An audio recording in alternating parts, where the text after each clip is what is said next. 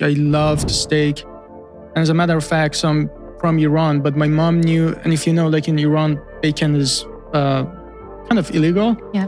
But Christians who live in Iran can have bacon. I was born technically Muslim, but my mom knew a Christian, so she used to, I don't know, just from her friend, just get us some bacon. So it was like so festive for us to have bacon. And we really loved all kinds of animal products that I used to eat.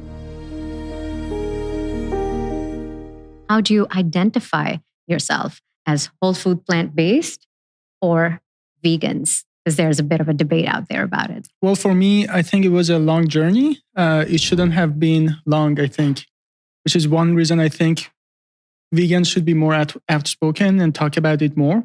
Because I honestly think if some vegan came to me and grabbed me and said, hey, based on these values that you have, you should align your actions with your values and go vegan, I think I would have gone vegan a lot faster. But it kind of happened organically for me. I think I always really liked animals to points that I was even trying to like save animals. I was against hunting. I was against animal experimentation. But it was until I was maybe 22 or 23 where one of my friends finally came to me and said, Faraz, you say you love animals, but you eat them. At the time, I was literally trying to save goldfish. It's a tradition back in Iran where people like buy a lot of goldfish for Persian New Year or Nowruz. I was trying to basically save this fish. And my friend said, you literally eat fish. That just doesn't make any sense. That you're against, these fish to be killed, but you're eating fish. And I was like, the thing is, I was also kind of mad at my friend at the time. Didn't like what she said, but that really seeded this idea. And 3 months later, I became vegetarian, which also, again, emphasizes on the importance of talking about veganism, because my friend was vegetarian, so she didn't tell me about egg and dairy. And again, it took me another 3 or 4 months until I came across like what's wrong with egg and dairy. And then I became vegan pretty much overnight without even knowing any other vegan. But I think I do identify as vegan instead of whole food plant-based, because I think to me, it's more than just a diet that I would do for health. I think it's an ethical standpoint. It involves way more than just diet. Because diet to me, it's like, should I eat French fries versus like apple? And, there is a health, but it's not going to really involve you per se. But if I decide to eat animals, not only I'm doing something wrong to my body, but also I'm killing an animal, but also because of all the other environmental impacts and public health issues related to animal consumption, I'm doing something wrong to you.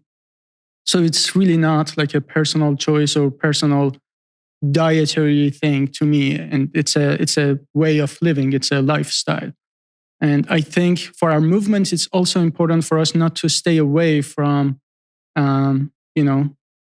what we are trying to advocate. Like we can't really say that this is an ethical thing that we need to be talking about without saying the word. So yeah, you've packed a lot in there, So I'm going to kind of like take a step back before we go on to Faraz, and I want to unpack a little bit what you said. You mentioned that you used to consume animals before until the age of 22, 23, your friend dropped this cognitive dissonance bomb onto you, right? And obviously she could only bring you up to speed up to vegetarianism and didn't necessarily have the information to talk about eggs and dairy. How did you make that switch? From being vegetarian to vegan? I think there was at that point I was working on my master's in cancer research. I was poor. I was in school. I just came to the US. I was a big fan of Domino's pizza, which I just discovered because I never had Domino's before. And in graduate school, what's famous is like you just find free food. So the first thing that came to my mind was, oh my God, all the free food that I love, I have to let go. And the biggest problem at the time was I thought going vegan meant that I just literally have to eat lettuce and tomatoes for the rest of my life. So I just didn't know anything about the alternatives. But when I really saw what happened to chickens and cows, when I learned the truth about dairy and egg, I was like, even if I have to eat lettuce and tomatoes for the rest of my life. That's it. And I did it anyways. But the first year was not that easy for me just because I just didn't know what was out there for me, which is crazy. I know that it's one of the biggest barriers for people when they think they have to go vegan. They think about all the lovely things that they have to give up, which is, I think, really important to say. First of all, no. Like today, I eat everything I used to eat: lasagna, ice cream, anything. It's just vegan, right?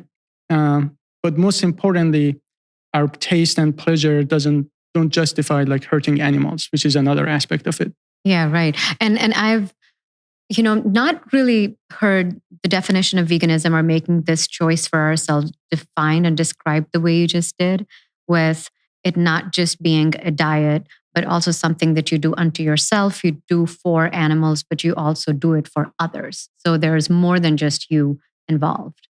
Yeah, that's a great way of putting it. Something I always think is, if we were talking about sensory pleasure, right? That was a huge thing for me too. So I was like, I loved steak. And as a matter of fact, so I'm from Iran, but my mom knew, and if you know, like in Iran, bacon is kind of illegal. Yeah. But Christians who live in Iran can have bacon. I was born technically Muslim, but my mom knew a Christian, so she used to, I don't know, just from her friend, just get us some bacon. So it was like so festive for us to have bacon. And I really loved all kinds of animal products that I used to eat. I remember when I was trying to go vegetarian, what I was trying to like resist with was saying that, I'm sorry, animals, it's just like 1 second of cutting your throat, and it's just like the amount of pleasure that I'm getting from this is so much that it's not, it's like 1 second of dying. Today, that's like, I'm very ashamed that there was a time in my life that this is how I thought. But a lot of it is like conditioning, and also the truth being kept away from us. First of all, when you watch Dominion and you see it's not really 1 second of cutting their throat, it's like being born in slavery, being taken away from their parents, and literally a lifetime of misery and suffering until they're slaughtered. The fear in their eyes the moment they're being slaughtered, and all that. At the same time, does pleasure really justify harming others? And what would you think of me if I said, I'm just kicking this dog here, just the amount of pleasure that it's giving me? You would think I'm a psycho, right?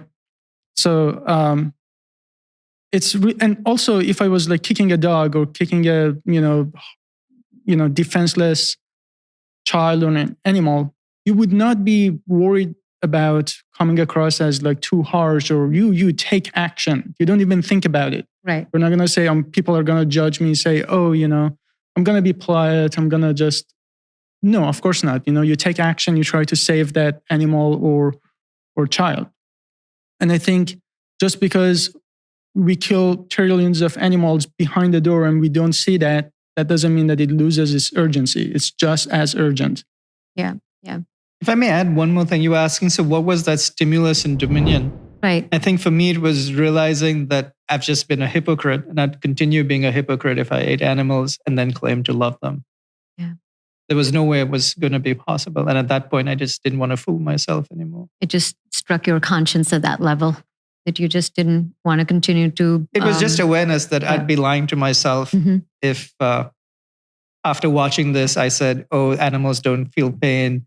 It's okay to kill them. Right. And to proclaim at the same time that I love animals. Right. If I was willing to say I hate animals and I don't give a damn about them, it would have been much easier I would have probably continued eating meat. But for me to say I love animals, I knew that I would be lying if I continued eating. And I think this is a great segue for us to share with viewers your academic qualifications, your professional interests and qualifications. Let me start with you, Faraz.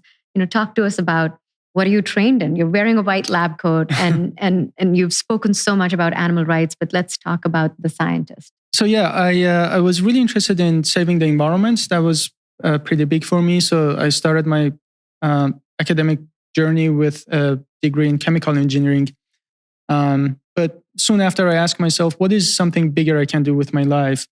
And at the time, I was a clinic clown. So I'm a musician as well. So I would go to hospitals and try to basically play for children suffering from cancer. And doing so, I asked once again, like, what is something bigger I can do? I was like, well, if you actually come up with a cure for cancer, that would be a lot better.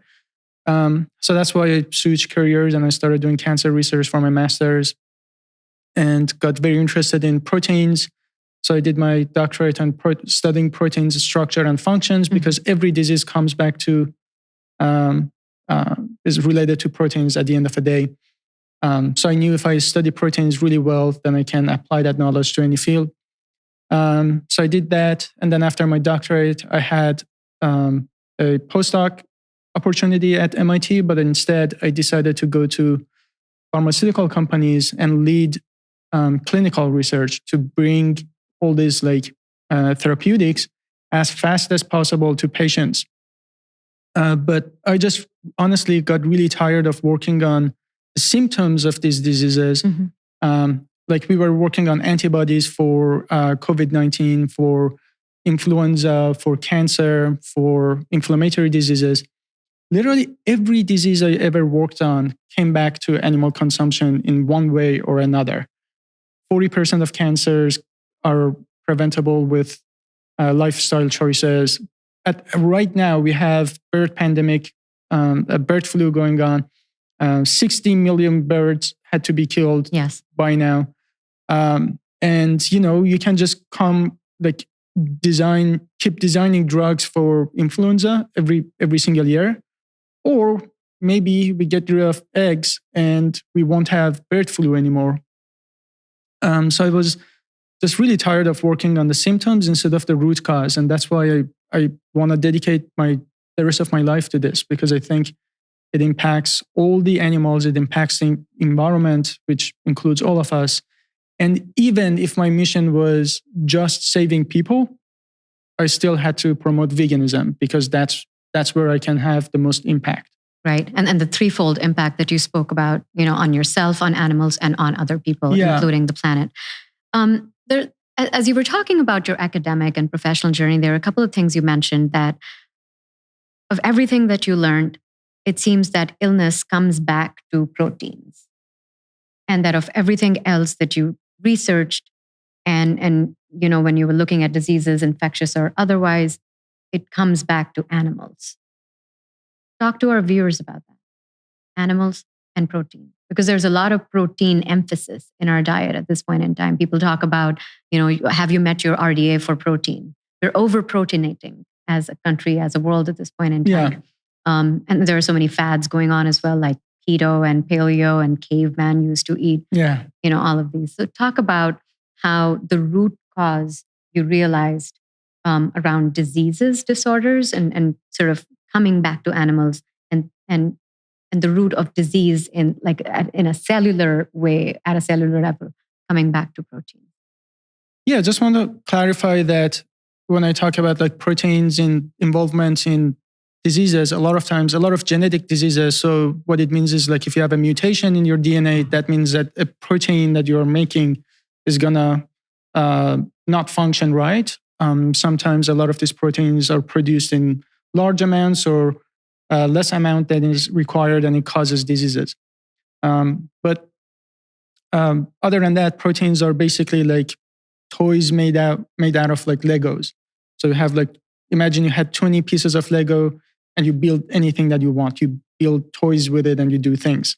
So when you eat protein, whether it's coming from plants or animals, your body basically digests all these proteins to the building blocks, which are the amino acids, which are all those. Imagine I had a toy made for myself from Lego, but you want something else. So what I would do is I give you my toy. You just basically break it down to tiny Legos and build your own basically toy with it. So when you eat protein from a cow or from a plant, our body basically digests that to building blocks and you make your own proteins with it. Okay. So in that regard, the source of protein really doesn't matter because it's going to get digested. What really matters is the ratio of these amino acids.